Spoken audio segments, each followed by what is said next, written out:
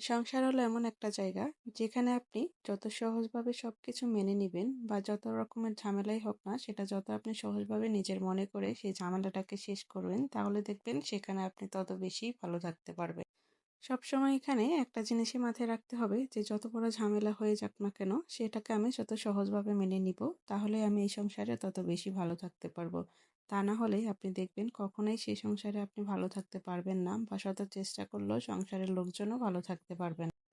মেয়েদের জীবনটাই এমন, যেকোনো একটা নতুন জায়গায় গেলে সেখানের সাথে মানিয়ে গুছিয়ে নিতে যদিও সময় লাগে, তারপরেও সেটাকে যদি নিজের মনে করে আমি আমার নিজের মতো করে গড়ে তুলি, তাহলে দেখবেন সেখানে সবাই আপনি ছাড়া অন্য কাউকেই খুঁজবে না।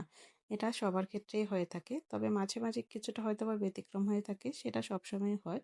সবসময় তো সবকিছু সবার জীবনে একরকমভাবে ঘটে না, এটাই স্বাভাবিক।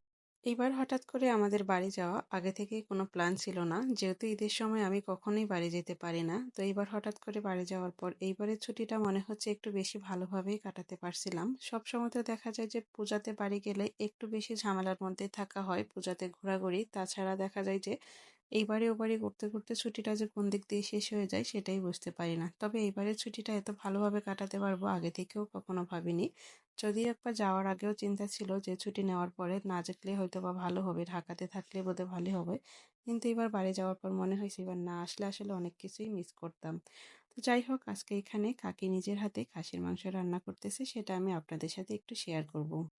বিয়ের পরে মেয়েদের ভাগ্যে যেটা হয় যে সবসময় হয়তো বা নিজেরাই রান্না করে সবাইকে খাওয়ানো লাগে, কিন্তু আমার ভাগ্যটা একটু অন্যরকম আমি মনে করি।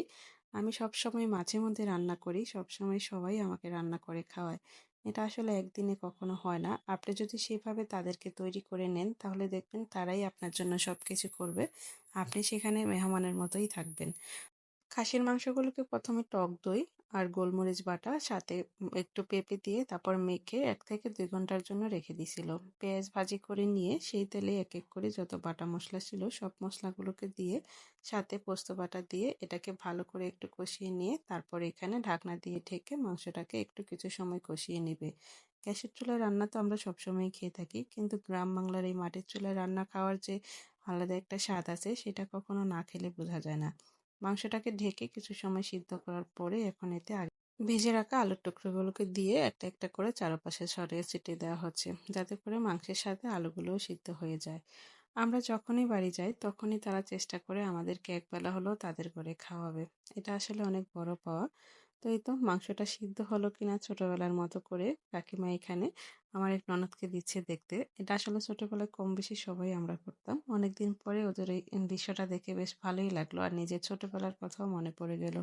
মাংসটা অনেকাংশে সিদ্ধ হয়ে গেছে, তবে যেহেতু বাচ্চারা খাবে এই জন্য আর একটু ভালো করে সিদ্ধ করার জন্য এগুলোকে একটু প্রেসার কুকারে দেওয়া হবে। তো মাংসতে এখানে একটু গরম জল দিয়ে দিল, গরম জলটাকে দিয়ে ভালো মতো নেড়ে চেড়ে তারপরে এটাকে প্রেসার কুকারে ঢেলে নিচ্ছি।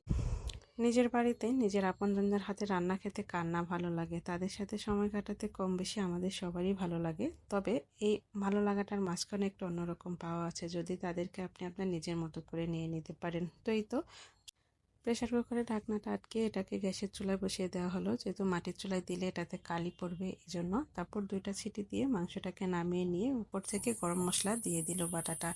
এখন এটাকে নামিয়ে নিয়ে সবার সাথে খাবারের সময় পরিবেশন করবে। তো কার কার কাছে ভালো লাগলো এভাবে মাংস রান্না করাটা অবশ্যই জানাবেন, আর কেউ যদি এভাবে না করে থাকেন